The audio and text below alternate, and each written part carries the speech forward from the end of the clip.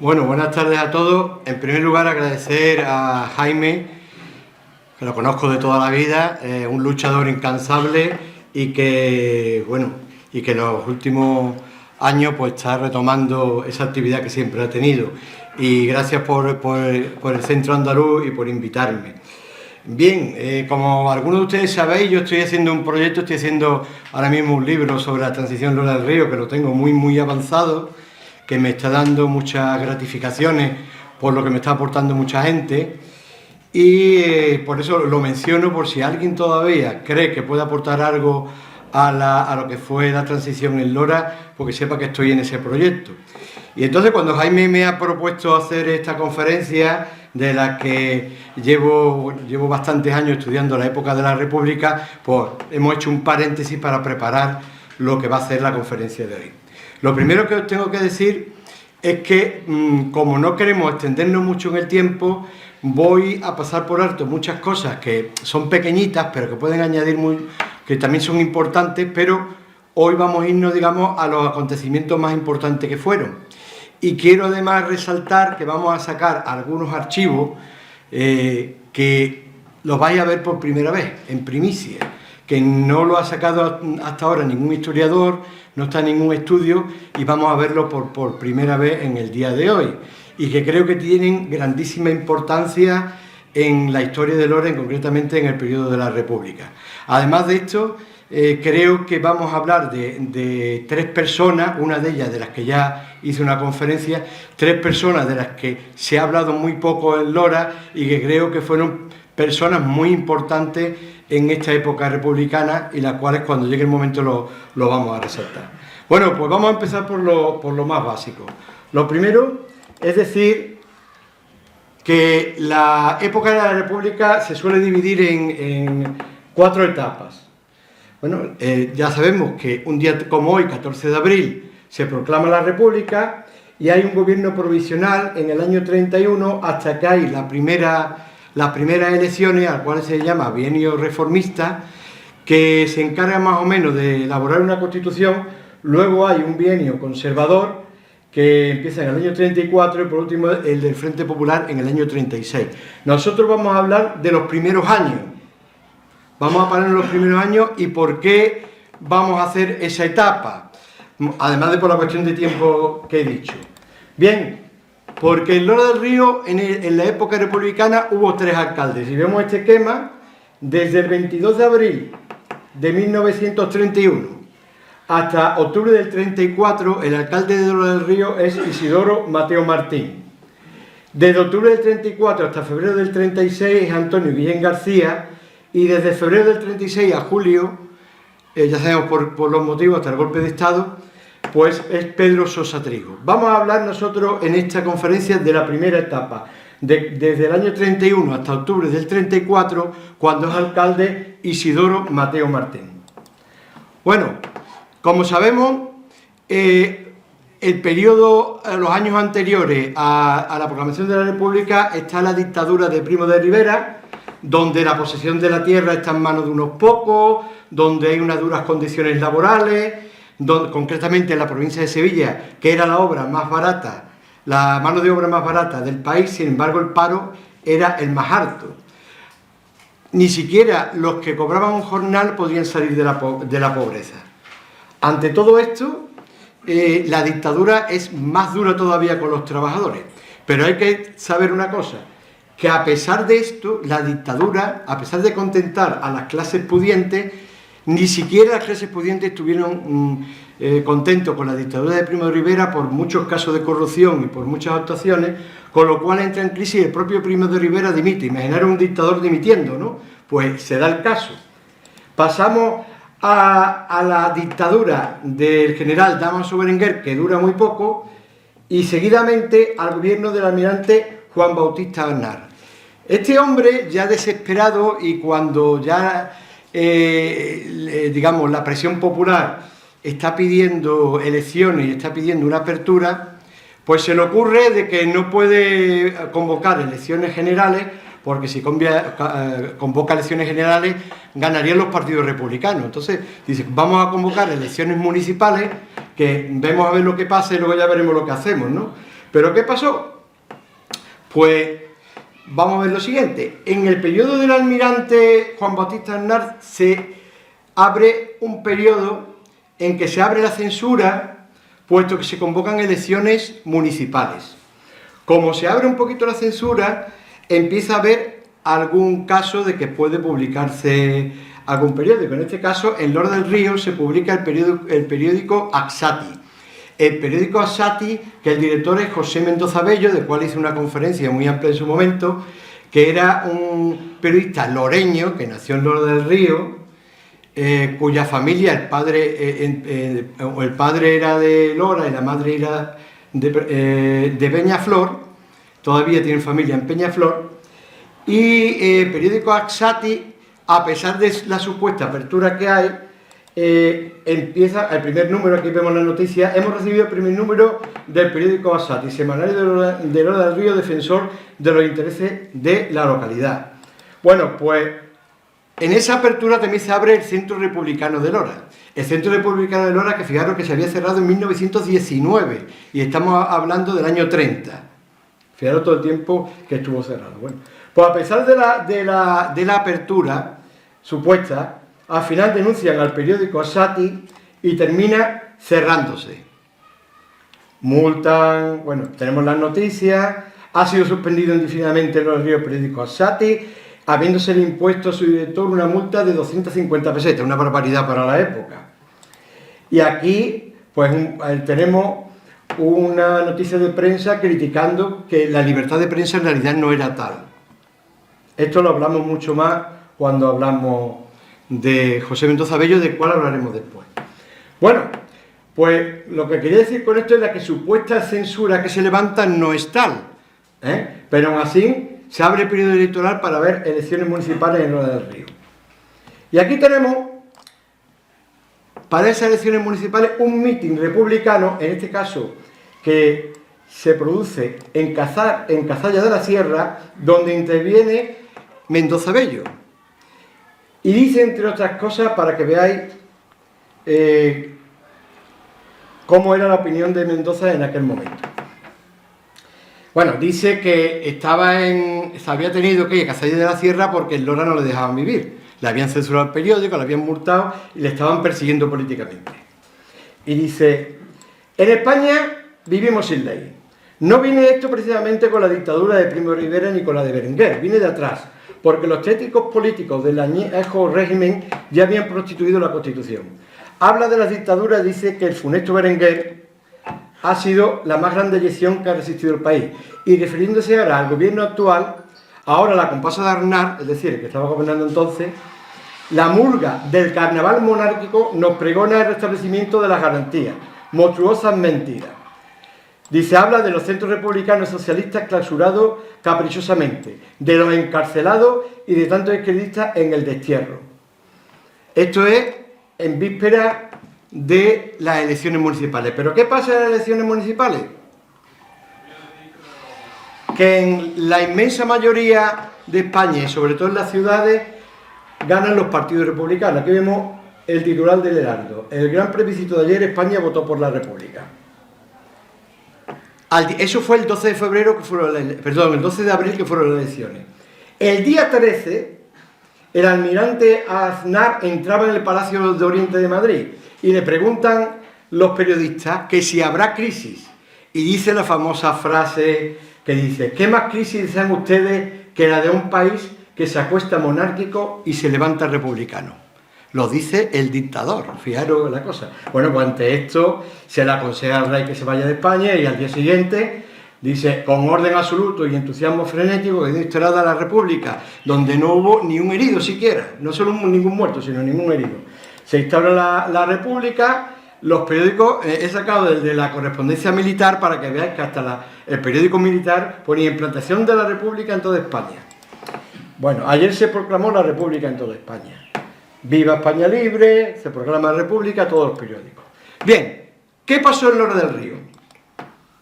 Las elecciones en Lora del Río, que se producen el 12 de abril, presentan una mayoría monárquica. Salen 7 concejales liberales monárquicos, 6 de concentración monárquica y 5 monárquicos independientes. Pero ¿qué pasaba? Que estaba vigente todavía la ley de 1907. La ley de 1907 decía que los partidos que se podían presentar a las elecciones municipales lo decidían los comités de las fuerzas vivas de los ayuntamientos, donde por supuesto tenían mayoría los caciques de turno, y por supuesto en muchos de los ayuntamientos ni siquiera pudieron presentarse las fuerzas republicanas. Ante esto, cuando ya se proclama la República, se cree o se dice que ha habido incidencias en las elecciones, entre ellas Lora del Río, y se impugnan. Y se impugnan 70 ayuntamientos de la provincia de Sevilla. Se admiten 30, entre ellos el de Lora del Río. Y por lo tanto se van a repetir las elecciones.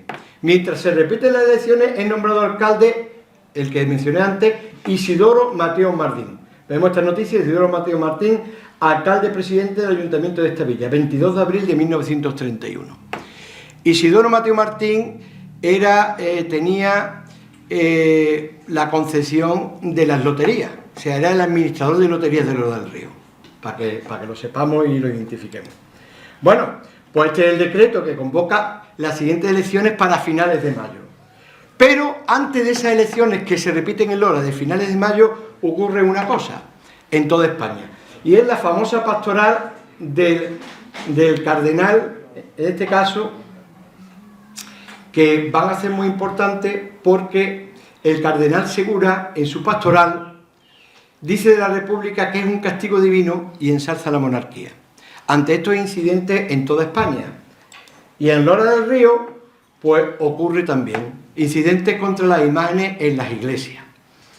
¿Qué pasó en Lora del Río? Bueno, pues resumiendo mucho, que lo podríamos contar en más extensión, se corre el rumor por Lora de que 3 frailes huidos de Sevilla están escondidos en una iglesia de Lora. Total, el alcalde convence de que era verdad, convence que los frailes se vayan en el tren, pero cuando se vaya en el tren existe el rumor de que no, que hay más gente escondida, total. Que al final termina habiendo incidentes y habiendo destrozos en algunas de las iglesias. En la Asunción, en este caso, en este año, no dañan la imagen de la Virgen, se hicieron otros daños menores, y fundamentalmente, bueno, aquí se recogen los incidentes que ocurrieron en Lora del Río, y fundamentalmente los mayores daños se producen en la iglesia de Jesús. Esta es una foto original de la época donde vemos que el retablo había sufrido distintos daños. Bueno, pues esto ocurre unos pocos días antes de las elecciones. ¿Cuándo son las elecciones en Lora del Río? El 31 de mayo. ¿Qué pasa el 31 de mayo de todos los años en Lora? La feria. Bueno, pues efectivamente, como se produce la feria, la elección en plena feria, el alcalde añade un día más a la feria. La feria no se puede quedar un día menos y añade un día más. ¿Y cuáles son los resultados de esas elecciones? Bueno, pues entonces ya se pueden presentar todos los partidos y gana el Partido Republicano Radical, que ahora hablaremos de qué ideología tenía, que saca 10 concejales, el PSOE saca 3, los monárquicos liberales sacan 3 también, el monárquico conservador 1 y Acción Republicana 10. Es decir, 10 de Republicano Radical, 3 del PSOE y 1 de Acción Republicana, 10 más 3 más 1, 14 republicanos, 3 más 1, 4 monárquicos. Entonces hay una coalición republicano radical con PSOE y con Acción Republicana. Esa coalición es la que gobierna en Lora del Río. Y hay que decir que el Partido Republicano Radical también era llamado el Partido Masón. ¿Por qué era llamado el Partido Masón? Porque la mayoría de sus componentes no era obligatorio ser masón, pero la mayoría de sus componentes eran masones. ¿Cuál era la masonería que había en Lora del Río? La masonería de Lora del Río, la vemos aquí, veis el sello, qué bonito, se llamaba Mártires del Deber. Era la logia número 41 de Lora del Río, Gran Logia Simbólica Nacional de España. Y aquí tenemos un documento muy interesante conseguido en el archivo de Salamanca, donde aparecen quiénes eran los concejales que eran masones. Todos eran los del Partido Republicano Radical. Isidoro Mateo Martín, José Trigo González, Pedro Sosa Trigo, que luego será alcalde en el periodo del Frente Popular, Francisco Melenchón Jerez, Cirilo Arana Zavala, Antonio Picón Esteves, Gregorio Jiménez Álvarez, que por aquí creo que está algunos de sus descendientes. Todo esto eran concejales del Partido Radical. Luego estaban los del Partido Socialista Obrero Español, que en este caso no pertenecían a la masonería, y los de Acción Republicana. Bueno, pues el 5 de junio de 1931 se constituye el ayuntamiento. Fijaros qué bonito el acta del pleno. Este es el acta del pleno, sesión de constitución del ayuntamiento de esta villa, celebrado el 5 de junio de 1931, donde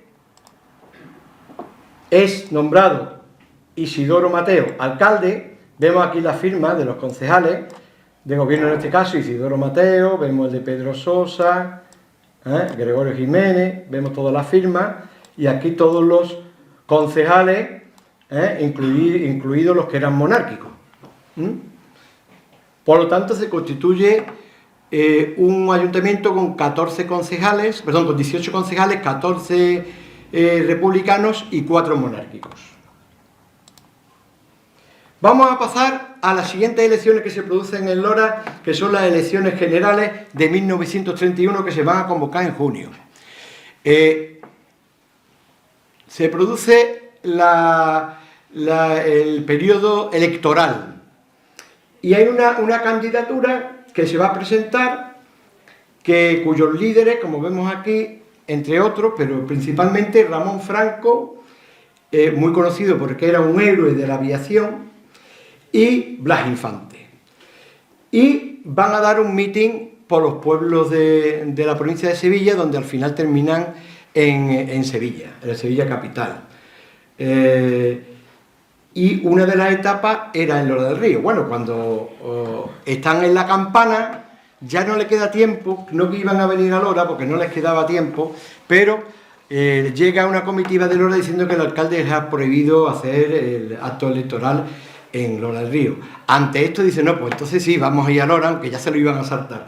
Vienen a Lora del Río, la Guardia Civil había puesto en el puente que está en la entrada por la campana un control para que no entrara, pero claro, llega Franco, que era comandante de aviación, y hace que se cuadre la Guardia Civil y entra. Y esta es la candidatura, que era la candidatura republicana revolucionaria. Vemos Blas Infante y Ramón Franco, que aunque Blas Infante aquí está puesto el primero, Ramón Franco era el que estaba primero por Sevilla, y los demás de la circunscripción de Sevilla. Antes como eran aviadores, habían salido del aeropuerto de Tablada y habían repartido publicidad por toda la provincia, que eso es lo que había hecho que le prohibieran, era la excusa con la que le habían prohibido el mitin, porque decía que eso no estaba programado. Esta es la candidatura, esta es la papeleta que llevaba. Me paso. Bueno, pues tenemos aquí la candidatura. Esta foto también es muy bonita, vemos a Blas Infante, vemos a Ramón Franco. ¿Qué pasó? Que había un plan B en el antiguo Cine Goya, que entonces todavía no tenía el nombre de Cine Goya, pero es que conocemos ahora por Cine Goya. Se llama entonces Teatro Cine de Lora del Río. Se hace el meeting, y cuando está terminando el meeting, pues se desploma el escenario, cae Ramón Franco, se fractura la pierna y algún herido grave más había. La versión del alcalde, aquí tenemos a Franco con la pierna fracturada, la versión del alcalde, y ahora vemos el resultado de las elecciones, pero la versión del alcalde, bueno, esto después.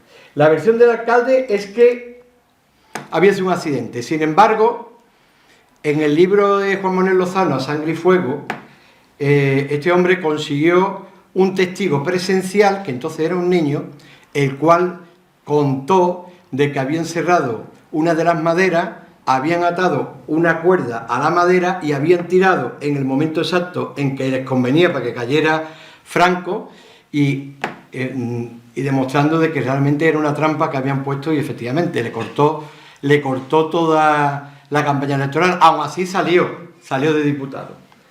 Muy bien, esas elecciones generales, ¿qué resultado tuvieron en Lora del Río?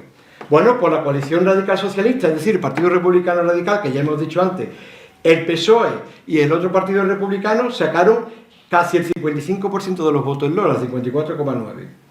el Partido Radical Socialista, que también es republicano, el 20, el Republicano Revolucionario, es decir, el de Ramón Franco y Blas Infante, el 14,5, y Acción Nacional, que era el partido de la derecha, el 9,8. Bueno, ¿qué otro acontecimiento ocurre importante en Lola del Río? Bien, vemos aquí como en Lola del Río ocurre un suceso que es bastante importante, que es el 4 de julio de 1931. Bien, podemos leer aquí. En Lola del Río se entabla un tiroteo entre la Guardia Civil y un grupo de revoltosos que pretendía incendiar la central telefónica. Bueno, ¿qué es lo que pasa aquí? La CNT declara una huelga contra la compañía telefónica. ¿Por qué? La compañía telefónica se había privatizado en la dictadura de Primo de Rivera y se había vendido a una compañía estadounidense. ¿Os suena eso, no? Se había privatizado y vendido a una compañía estadounidense. ¿Nos suena, no? Pues esto ocurrió en 1931. Bueno, pues convoca huelga y empieza a haber unos incidentes. Los incidentes son de tal magnitud que la fuerza del orden mata a 4 trabajadores desarmados en el parque de María Luisa y destruyen un bar que era la Casa Cornelio, que era donde se reunían todos los trabajadores, en su mayoría anarquistas, pero de varios de esos, y al que no le suena la Casa Cornelio es porque ya no existe, pero si vais a Sevilla y veis la Basílica de la Macarena, ahí estaba. O sea que luego hicieron la Basílica de la Macarena. Lo hizo Queipo de Llano, lo digo para que lo sepamos. Bueno, ¿qué ocurrió en Lora? Pues que también se hizo esa huelga y se hizo una manifestación frente a Telefónica. Hay que mostrar que la Telefónica no está donde la hemos visto nosotros en los años 70-80, sino que estaba en La Roda, que sí la ha visto gente que está aquí, sí la ha visto en La Roda, gente de más edad. Y, bueno, como están haciendo la huelga, cuando están comunicándolo a Sevilla, al gobernador civil se corta. Dice, aquí está pasando algo grave, y entonces mandan un montón de camiones de Guardia Civil, creyendo que estaba pasando algo más grave, cuando llegan empiezan a tirotear, y efectivamente, pues, hay 2 muertos entre los manifestantes en Lora del Río. Bueno, aquí se explica, en la versión primera que hemos visto, se explica la versión del gobernador civil, y en esta se explica la de los trabajadores, que más o menos la que yo he dicho. Tenemos constancia documental de esas detenciones. En el magnífico archivo de Lora del Río están todas las fichas de esa detención. Y voy a mostrar una ficha, y no te ha hecho el nombre, porque como es familia mía, pues resulta que es un primo de mi abuela, que estuvo en aquella manifestación. Antonio Medrano Guillén. Si nos fijamos, ya digo que es un primo de mi abuela. Bueno, Lora del Río, no tenía antecedentes, oficio labrador, lo ingresa la Guardia Civil, por orden queda a disposición del gobierno civil. ¿Y cuál es el delito? Asociación ilegal. O sea, quiero decir que estábamos ya en periodo de la República y se detiene a la gente por acción ilegal cuando pertenecían a un sindicato que en teoría estaba legalizado. ¿De acuerdo? Bueno, los presos, bueno, para que quede claro que se ve aquí, fijaros que entra en la cárcel el 24 de julio y sale el 2 de agosto. ¿Vale? ¿Por qué salen? Bueno, primero hay un telegrama de los presos desde la cárcel explicándolo, porque por suerte, aunque había medios que daban solo la versión oficial, pero había medios, periódicos, bueno, digamos, pro-republicanos, pro-socialistas o pro-anarquistas, que sí daban la versión que daban los trabajadores y que incluso, pues, como en este caso, el telegrama de los presos lo publicaron, ¿no? La versión más o menos que yo he contado. Y, bueno, como he dicho, por mediación del alcalde lo liberan. Se produce meses después, ya en el 32, otro incidente de gravedad. Ya digo que habría que profundizar también en las reformas que se fueron haciendo, pero como no tenemos tiempo me estoy yendo a las noticias más importantes. Entonces, aunque pueda parecer que pueda haber, digamos, que las noticias puedan ser duras, pero estoy yéndome a las más importantes, ¿eh? Naturalmente había mucho de la vida cotidiana. Bueno, El 20 de marzo de 1982 se vuelven a producir unos graves incidentes en el pueblo. ¿Qué pasó? El Ayuntamiento de Lola del Río había, intentando que se le diera trabajo al mayor número de personas posible, había publicado unas bases que tenían que cumplir los empresarios. Entre ellas era, bueno, entraba en lo que se cobraba, en que los trabajadores tenían que estar declarados, en que tenían que decir cuántos trabajadores eran, estipulaba por hectárea o según el trabajo cuántos trabajadores eran, o sea que el ayuntamiento se preocupaba de que los empresarios tuvieran que contratar a gente y en condiciones. Y una de las condiciones también era que no se podía contratar a nadie de fuera mientras hubiera gente en la lista del paro de Lora del Río, es decir, que tenían que tirar de la lista del paro de Lora antes que la gente de fuera. Bueno, como no cumplían los empresarios, pues en este caso se manifestaron en contra de este empresario que estaba incumpliendo esto en una obra del canal del Genil. ¿Qué pasó? Que detuvieron a varios jóvenes de entre 17 y 19 años y los llevaron a la cárcel. Y ahora aquí es cuando se producen los incidentes graves. Los demás trabajadores y los demás pertenecientes al sindicato, a los sindicatos, fundamentalmente en Lora, hay que decir que las dos fuerzas mayoritarias eran la CNT y la UGT, más la CNT que la UGT, pero los dos eran bastante fuertes, pero la CNT eran más fuertes que la UGT en este momento. Pues se manifiestan en la plaza del ayuntamiento y en la prisión. Aquí vemos la plaza del ayuntamiento, esta es foto de revista de la época, original, y aquí vemos la prisión y vemos donde ocurren los incidentes, que fue exactamente entrando por la calle de la heladería Blas Infante hacia el ayuntamiento. Bueno, carga la Guardia Civil y empieza a pegar tiros y pues ocurre un muerto y 2 heridos graves. Estos son los 2 heridos fotografiados en el hospital. La versión, como siempre hay 2 versiones. La versión del gobernador civil y de la Guardia Civil es que los manifestantes eran violentos, y la versión que es la que cuentan, ya digo, por suerte tenemos periódicos que cuentan las 2 versiones, por lo tanto hay que contar las 2 versiones, y la versión de los trabajadores es que la protesta era pacífica y que cargan sin mediar palabras y empiezan a disparar.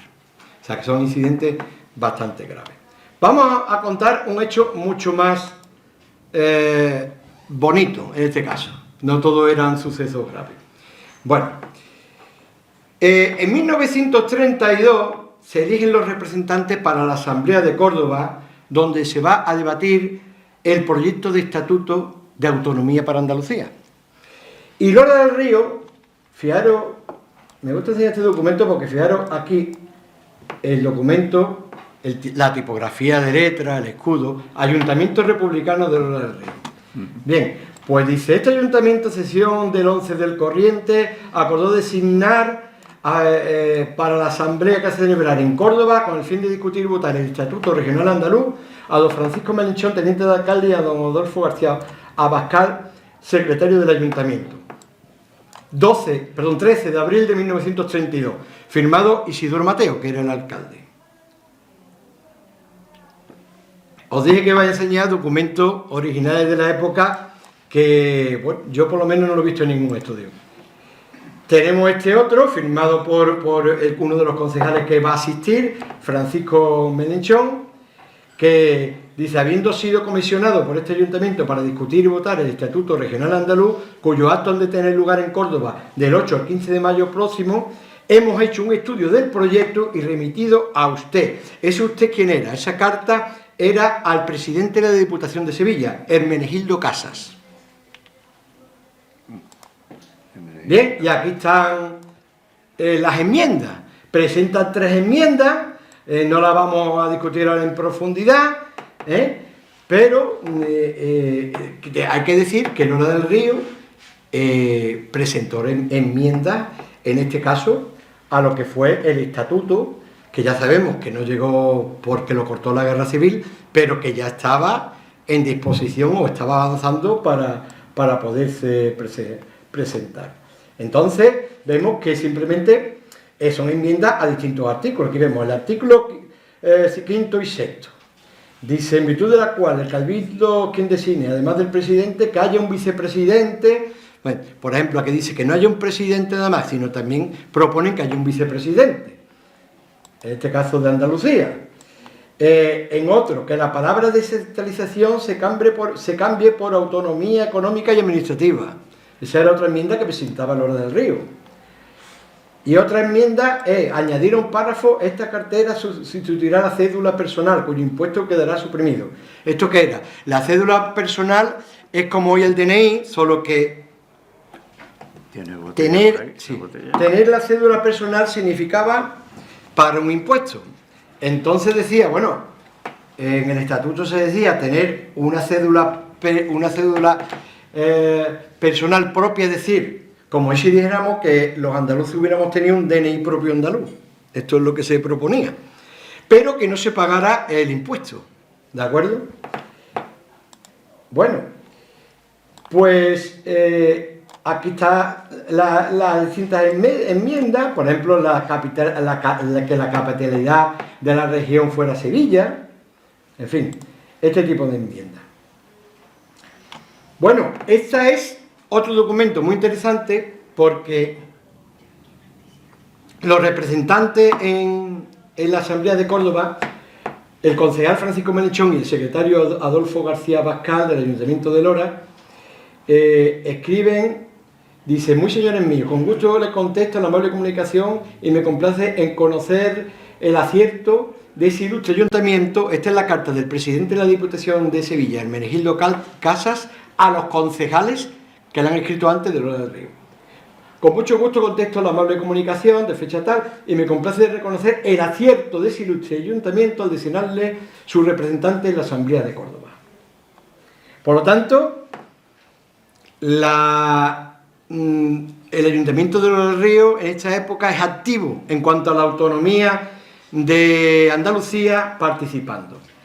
Aquí otro, volviendo a nombrar, le aumentan en uno más la representación de Lora, y entonces, aparte de Francisco Melechón, del secretario, otro concejal, que es Ángel Reina, también lo nombran representante. Bueno, en 1932 tenemos la primera revista de feria que conocemos, aunque sabemos que en 1931 también hubo algo parecido. ¿Quién hizo esta revista de feria? José Mendoza Bello, el que he mencionado, que estuvo, bueno, no lo he dicho antes, pero José Mendoza Bello era el orador loreño en el mitin de Ramón Franco y de Blas Infante. Bueno, y José Mendoza Bello, del cual hablé intensamente en una conferencia que di, era muy erudito, muy culto, era una persona que cuando yo supe de ella e investigué, me sorprendí que no se hubiera profundizado en esta gran persona que hubo en Lola del Río. Era un periodista del Heraldo con una experiencia grandísima a todos los niveles, y fue gracias a él al que tuvimos la primera revista de feria. Este es el cartel de feria de 1932. Viene aquí quién hizo el cartel: Fiesta de Lola del Río, 29, 30, 31 de mayo, 1 de junio de 1932, como hoy en día. Y este es la editorial de la primera revista de feria que conservamos, 20 de mayo de 1932, pero pone número 2, o sea que en 1931 probablemente hubo otra. José Mendoza y Bello. Si vemos la revista, que sería para hacerlo en profundidad, aparte de tener contenido cultural de bastante calidad, la mayoría del propio José Mendoza Bello, también entraba en opiniones de tintes políticos. Es muy interesante esta revista. Bueno, y lo siguiente que pasa es lo que se conoce como, lo siguiente que pasa de lo más importante, lo que se conoce como Sanjurgada, es decir, un golpe de Estado que intentó el general Sanjurjo. El 10 de agosto de 1932 se había preparado un golpe de Estado. O sea, del 32, antes, 4 años antes del 36. Bueno, se había preparado en muchas ciudades de España, pero al fracasar en Madrid, el golpe se centra en Sevilla. En Sevilla no creéis que fue la cosa pequeña. porque triunfa el golpe, detiene al gobernador civil, al alcalde, a los concejales y ordenan disolver los ayuntamientos de la provincia. ¿Qué hacen? Cortan el ferrocarril, cortan todas las comunicaciones, excepto Tablada, que no lo consiguen, cortan los telégrafos, cortan las estaciones de ferrocarril, pero solo queda una línea. ¿Qué línea es la que queda? Sevilla-Lora. ¿Qué hace Sanjurjo? Pues ordena a un capitán de ingeniero con un cabo y 6 soldados que dinamite el puente sobre la línea férrea de Lora del Río. Es decir, el puente que todos conocemos, que todavía pasamos cuando vamos en el tren, ese que tenemos que ir despacito porque sigue siendo el mismo de los años 30, porque esta foto no es el mismo del siglo XIX, que ya sea que el del 19 era de madera pintado en rojo, que ese tiene su historia también este puente, sino este que en el 32 está. Bueno, pues van a volarlo para cortar las comunicaciones, pero la Guardia Civil de Lora del Río en este momento, no pasaría lo mismo en el 36, se mantiene fiel a la República. Y entonces logran detener a los militares. Aquí vemos los titulares. Fijaros el titular. El alcalde de Sevilla, dice, el capitán de la Guardia Civil de Lora del Río y el telegrafista que comunicó a las autoridades legítimas con el gobierno refieren los sucesos que ellos fueron protagonistas de la causa republicana. El capitán Osuna impidió la voladura, aquí lo ponemos, el capitán Osuna impidió la voladura del puente de Lora del Río y apresó a los emisarios que el cabecilla rebelde le enviara. Este era el capitán Osuna. Es decir, el golpe se detiene gracias al capitán de la Guardia Civil de Lora del Río. Y esto hace que Sanjurjo ya no tenga esa comunicación, pero no crees que termine ahí la cosa.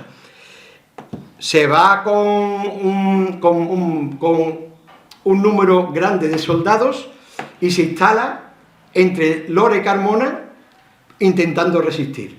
Al final, cuando ve que está todo perdido, decide huir. Huye a Portugal, pero lo detienen en la frontera. ¿Qué pasó con Sanjurjo? Lo condenaron a muerte, luego lo conmutan cuando entra el gobierno de la derecha, que luego contaremos, en el año 34, y al final, pues como lo conmutan, le perdonan, pues resulta que luego va a ser uno de los cabecillas del golpe del 36. ¿Os suena esto también, esto de conmutar la pena a un golpista? Bueno, pues ya pasó entonces. Bueno, ¿qué pasó en Lora? El ayuntamiento tenía previsto un pleno, suspende el pleno y bueno, y ante los acontecimientos de que ya la República se ha salvado, en ese pleno hasta la oposición monárquica se pone en contra de Sanjurjo en aquel momento. Digamos que salva un poco, pues salva un poco los papeles. Bueno, ¿qué pasa también en este tiempo? Vamos a hablar un poco de cómo se desarrollaban los plenos. Los plenos en el ayuntamiento eran bastante duros. Es decir, entre el gobierno republicano y la oposición monárquica había muchas tiranteces y muchas acusaciones y eran bastante duros. Sin embargo, Isidoro Mateo, que era el alcalde, era muy conciliador. Tenía fama de conciliador y de una persona que, digamos, calmaba y estaba en medio de todo. Tened en cuenta que el gobierno era de republicanos, socialistas y Acción Republicana, que era el partido de Azaña. Es decir, que había dos partidos moderados, en este caso el republicano radical, que luego veremos cómo evoluciona, el partido que hemos dicho que muchos eran masones, el partido socialista, que va a evolucionar, pero digamos, más para la izquierda con el tiempo, y el partido también moderado, que era el de Azaña, contra los monárquicos. Entonces, los concejales republicanos y socialistas que no eran el alcalde se encendían contra los monárquicos y los monárquicos contra los republicanos, y el alcalde era, digamos, el que terciaba para que la cosa estuviera más calmada, y al final, aunque se imponía la mayoría, pero no quedaba eso en solo unas cuantas broncas, sino que constantemente la oposición monárquica estaba pidiendo inspecciones al gobierno civil. Y por lo tanto, se hicieron muchas de las inspecciones, que luego comentaremos en qué va de esto. Bueno, el 16 de noviembre de 1932, el Pleno de Lora del Río aprueba adquirir una bandera regional. Es decir, la primera bandera andaluza que está en el Ayuntamiento de Lora del Río se aprobó el 16 de noviembre de 1932. Tenemos constancia en Pleno en que dice textualmente: adquirir una bandera regional para izarla juntamente con la nacional, siendo ello de oportunidad a causa del espíritu regional que anima a Andalucía. Y fue ahí.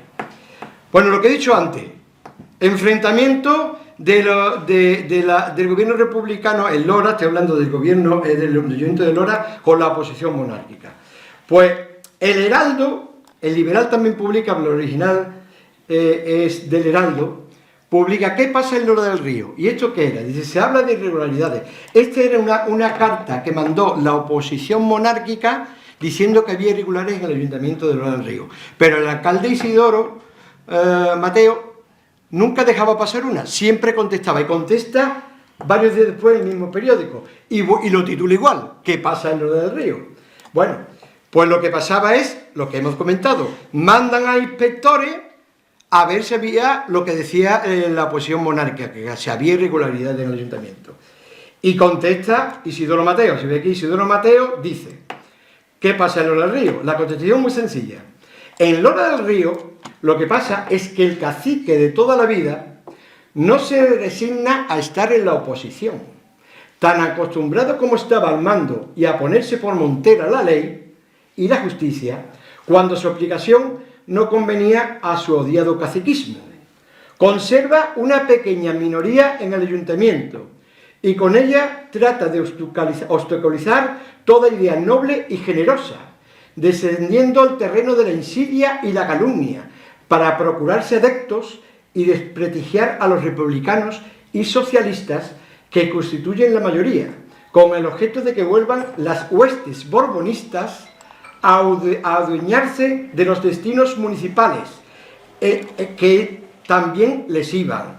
Por eso ha emprendido esa campaña de difamación y ha conseguido que el gobernador mandase un delegado a investigar la administración municipal, saliendo del examen patentado el prestigio y moralidad de la mayoría y perfectamente comprobada la justa y legal inversión de esas pesetas, cuyo paradero se dice con tanto atrevimiento que el pueblo ignora. Es decir, vino la inspección y dijo que todo estaba correctamente, y el alcalde, pues como habéis visto, es muy expresivo y no se corta un pelo en escribir. Ya hemos dicho que había periódicos como El Heraldo que ponía las dos versiones, había periódicos que solo ponía la versión gobernativa, digamos, y había periódicos que ponían la versión, digamos, de la parte más cercana a los trabajadores, a los sindicatos o a los partidos de izquierda. Gracias a esto tenemos esta documentación. Bueno, ¿qué pasó en las generales siguientes en Lora del Río en 1933? Y esto es muy importante. Bien, las elecciones generales de 1933, donde ya se había aprobado la Constitución nueva, ocurre una cosa muy distinta, y ahora os va a sonar también esto a la actualidad, que no había pasado en el 31. En el 31 las fuerzas de izquierda fueron en coalición. En el 33 las que van en coalición son las fuerzas de la derecha, y las fuerzas de la izquierda van separadas. ¿Qué pasó? Decimos fuerza de la derecha. El Partido Republicano Radical, a los que pertenecen estos concejales del Ayuntamiento de Lora, y ahora vamos a decir lo que pasa, había dado un giro a la derecha. O sea, se había presentado junto con el Partido Socialista en las primeras elecciones generales, y en esta se presenta junto con la CEDA, que era la Confederación de Derechas de España. Por lo tanto, se produce un giro a la derecha. Su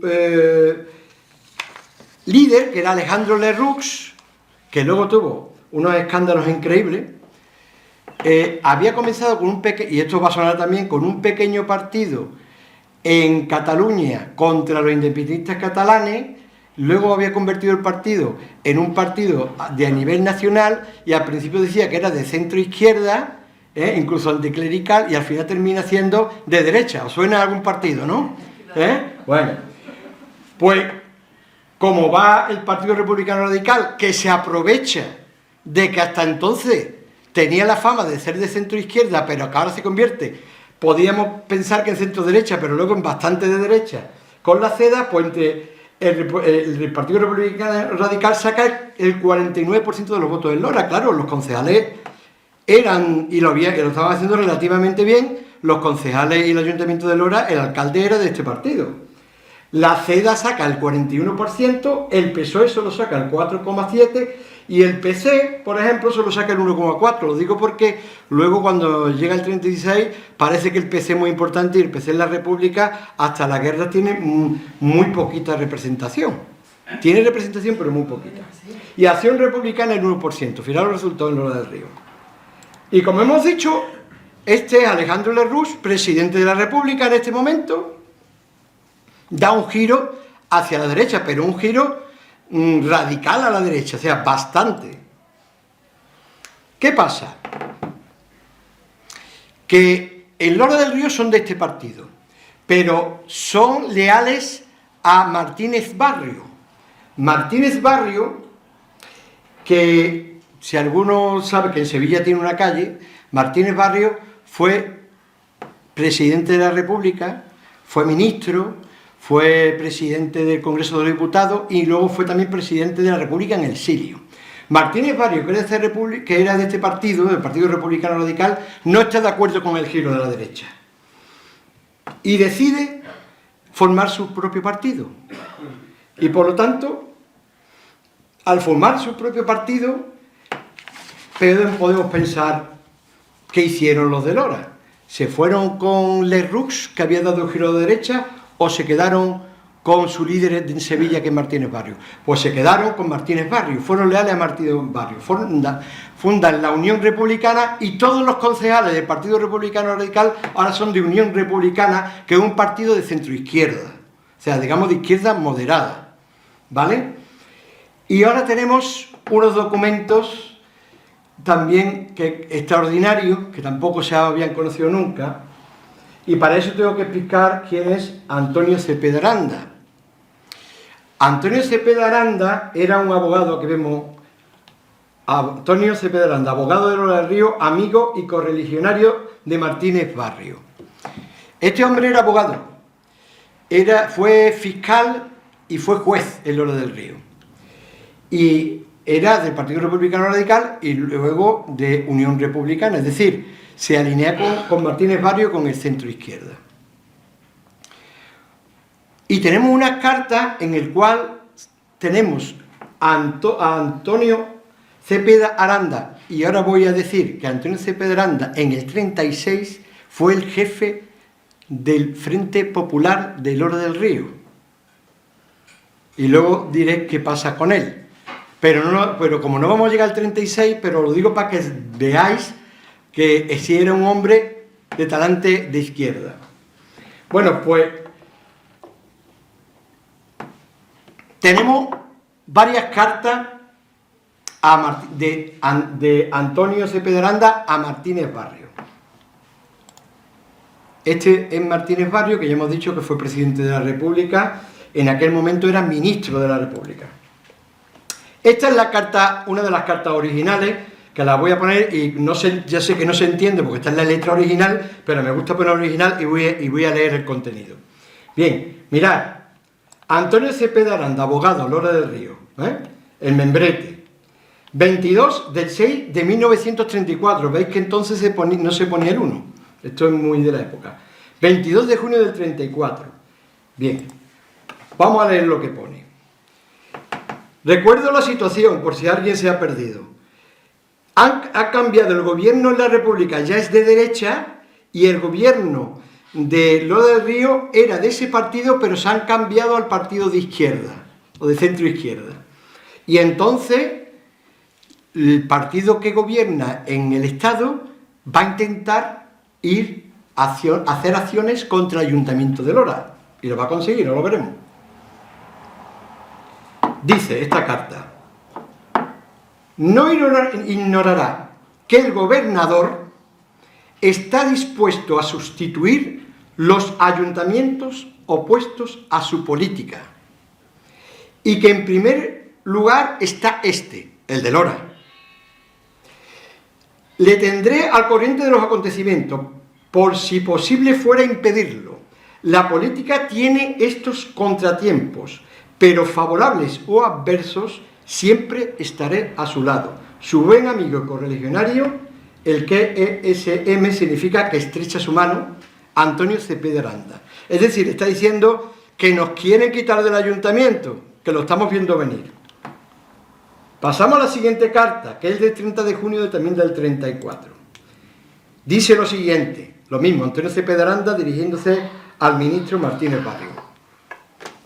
La destitución de este ayuntamiento, no obstante mis gestiones, la espero en plazo corto. Hay que echar el resto por evitarlo, y así lo considerará usted, por lo cual espero realizará cuanto sea posible por evitarlo. Añadiendo que van a quitar el ayuntamiento. Pero fijaros que de todos los del Partido Republicano Radical que se habían pasado, que ya era de derecha, se habían pasado al partido de centro-izquierda, Unión Republicana, sí hubo uno en Lora que se quedó bajo el Partido Republicano de Lerroux. Dice, don José María Leñán se nos marcha del partido. Los radicales le ofrecen nombrarle vocal del comité provincial. Aún tengo esperanza de que no acepte. Si lo efectuara lo lamentaría, pero me serviría de ejemplo para mi conducta sucesiva. Es decir, solo se le va uno, que no era concejal, porque le ofrecen un puesto.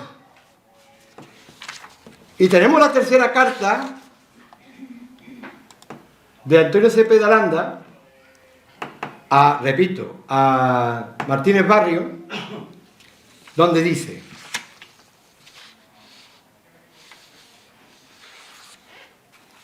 el día 11 llega... Perdón, esta sí, aquí. Perdón, esta. El 4 de julio. El 4 de julio de 1934 dice: a Isidoro, o sea, al alcalde, le han propuesto la dimisión. No solo de alcalde, sino también de concejal. O sea, le han dicho, tienes que dimitir o te vas a enterar, ¿vale? Esta proposición la hace extensiva a los demás concejales, o sea, que dimitan todos. Le amenazan con una inspección y un procesamiento, o sea, como no dimitas te vamos a meter en la cárcel. Mi opinión es que no dimita ninguna, no obstante, Isidoro le escribirá sobre este extremo para consultarle. Tiene miedo, es hombre que va a causar perjuicio al perjuicio por su ineptitud y cobardía. No quiero en estos momentos distraerle con estos asuntos. Pronto habrá cambios de rumbo en la situación de algunos amigos, como don José María Leñán, que está francamente con el lerruismo, o sea, con Lerroux. Es decir, está diciendo sí, que el alcalde tiene miedo. Normal, la situación era terrible. Bueno, pues, ¿qué pasa? Bueno, en todo este tiempo, no quiero extenderme mucho a lo que pasa, pero hay una represión contra los sindicatos. En Lora cierran la CNT, cierran el local de la CNT, que estaba en la plaza del ayuntamiento, en la esquina de Juan Quintanilla, no donde estuvo en los 70, sino justo en la esquina, lo que era Imprenta Becerra, ¿de acuerdo? Lo que después fue Imprenta Becerra, ahí estaba.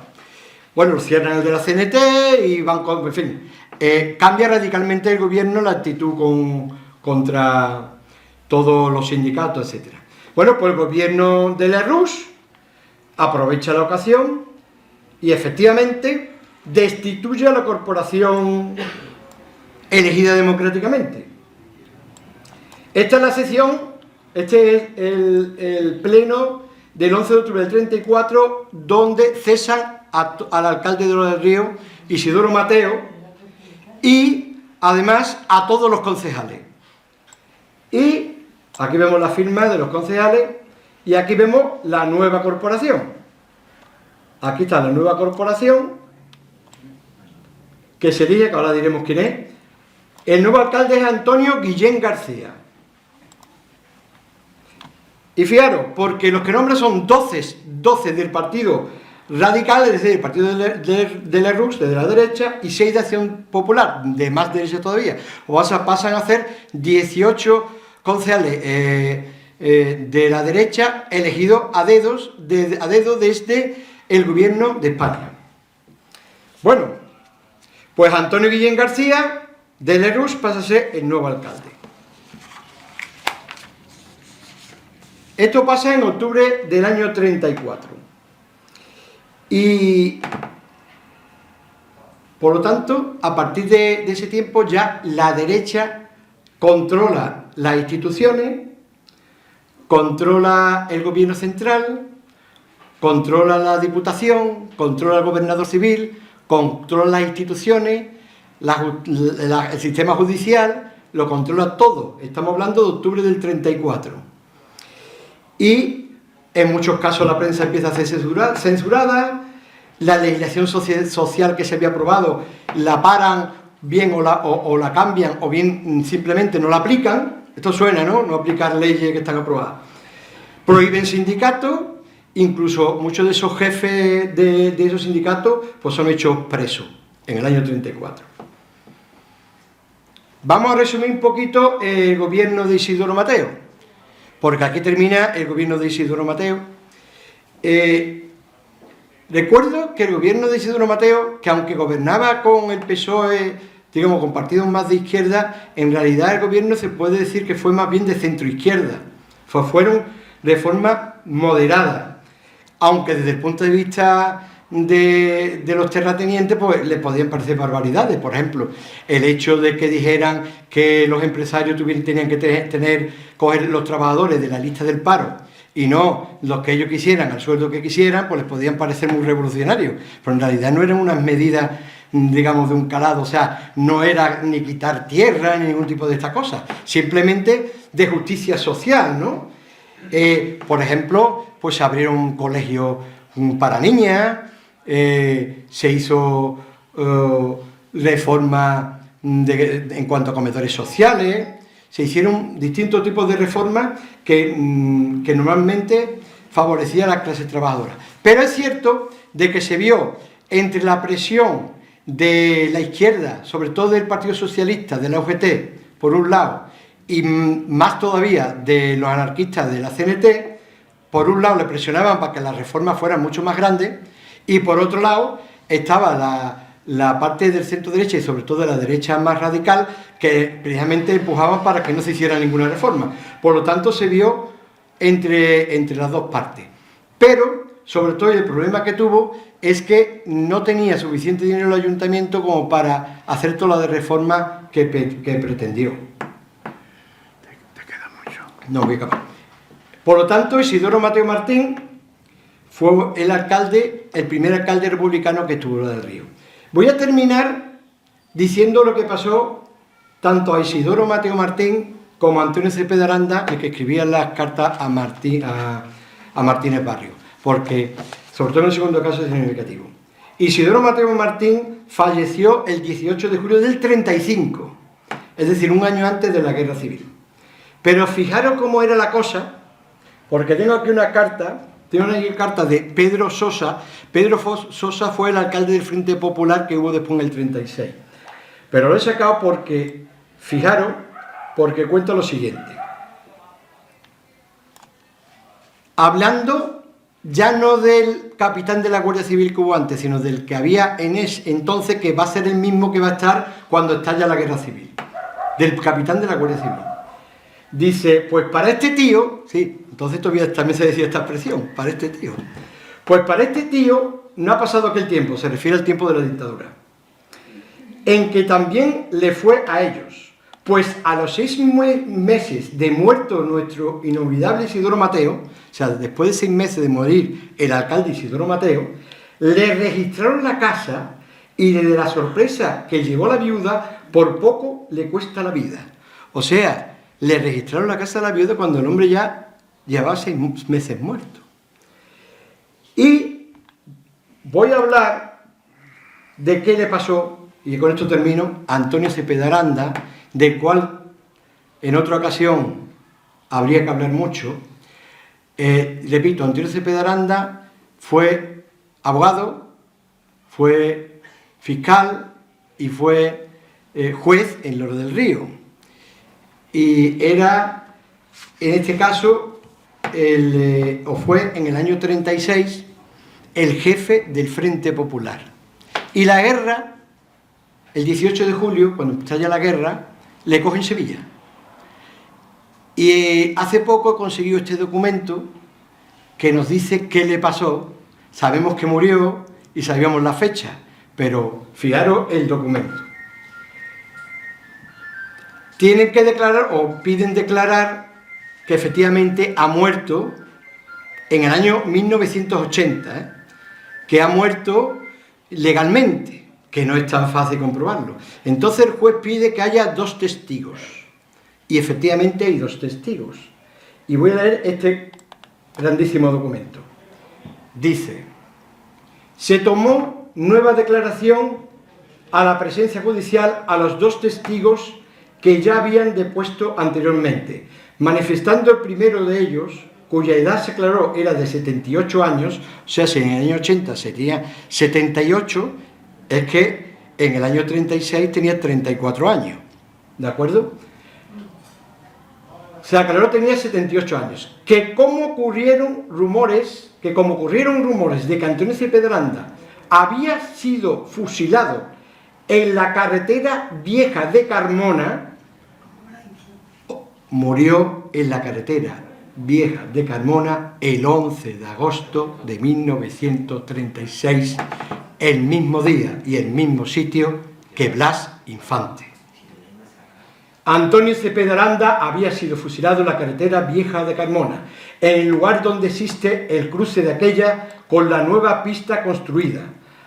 Dice: al pasar con su hermano Alonso por dicho lugar en dirección a Sevilla, al ver varios cadáveres abandonados en el lugar, pararon el automóvil y se bajaron, comprobando que entre los cadáveres estaba el de Antonio Cepeda Aranda, y ello sobre las 13 horas del día 11 de agosto de 1936, y que recuerda con toda exactitud debido a la impresión que le causó y a la amistad que tenía con el fusilado.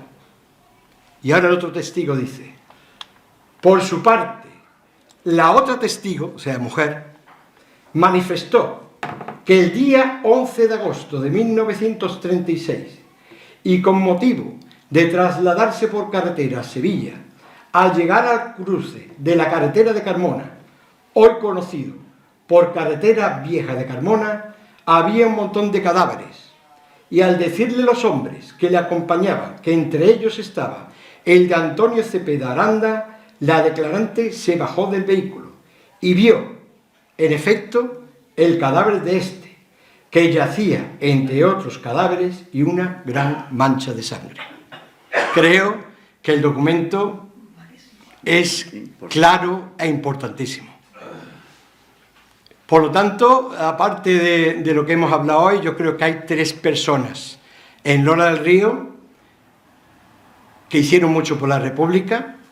Uno es José Mendoza Bello, otro es Isidoro Mateo Martín y el otro es Antonio Cepeda Aranda, y creo que hoy había que homenajearlos, aparte de todas las personas que pusieron su granito de arena por, en esta república que se vivió, hacer un poquito mejor por las personas que creo que en lo que pudieron, y aunque les costó la vida, lo hicieron. Muchas gracias.